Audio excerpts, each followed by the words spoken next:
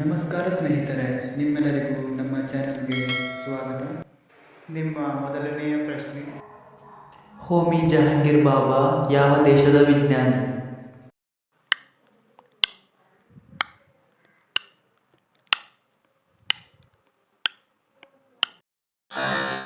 ಸರಿಯಾದ ಉತ್ತರ ಭಾರತ.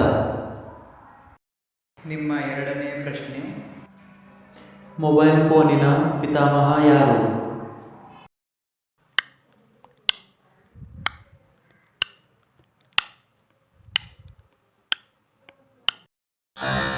ಸರಿಯಾದ ಉತ್ತರ ಮಾರ್ಟಿನ್ ಕೂಪರ್.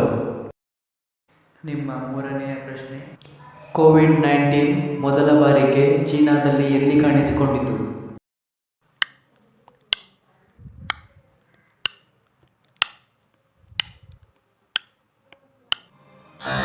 ಸರಿಯಾದ ಉತ್ತರ ವುಹಾನ್.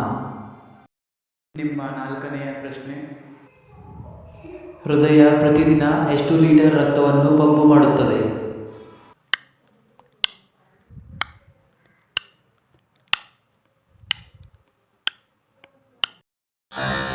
ಸರಿಯಾದ ಉತ್ತರ 5 ಲೀಟರ್. ನಿಮ್ಮ ಐದನೆಯ ಪ್ರಶ್ನೆ, ಭೂಮಿಯ ಮೇಲೆ ಕಾಲೂರದ ಪಕ್ಷಿ ಯಾವುದು?